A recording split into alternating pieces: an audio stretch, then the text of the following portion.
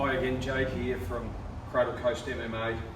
Just doing an instructional video really on belt tying, mainly for the students. So I've been through the first way, my sort of preferred way.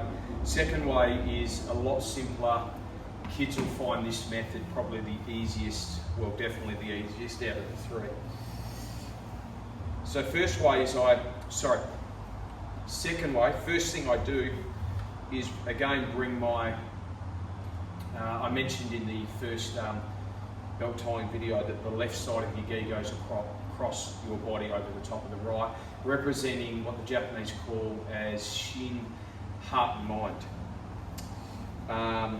So this time we're going to start where the belt, or the tail of the belt, comes across on an angle like so. I'm going to press into like just below my belly button, about that far down. And I'm going to bring this around, hold this with the left, bring this around with my right, and essentially it'll meet in the center again.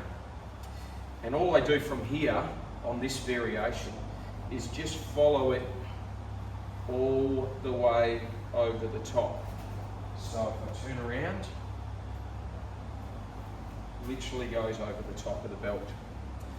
And we'll get to arrive at the center again, and you can see that they're both sort of going down on this angle.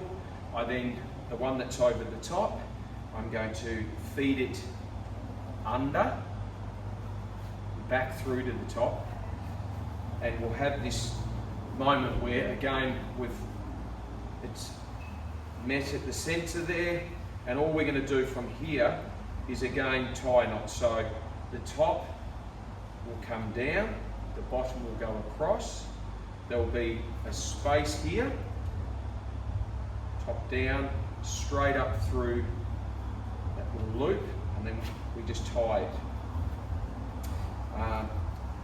Tie it like so. And we'll get to, again, this idea of where the tails are the same length. So that's sort of what we're trying to achieve with it. This really isn't my preferred method, to be honest, but I've seen a lot of people over my journey that will do this like religiously tie it. I said in the first video, the belt tying really represents a oneness. And so for me, and this is probably the best version of that. And what I mean by that is, if I go back to the start just quickly.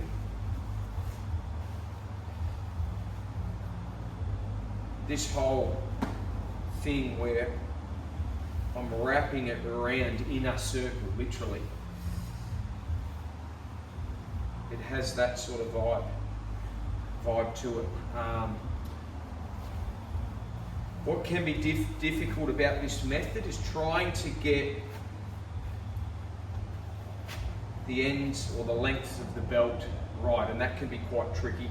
And let's say, for example, it's gone a little bit that way, you could just bring it back to center, the knot that is, okay?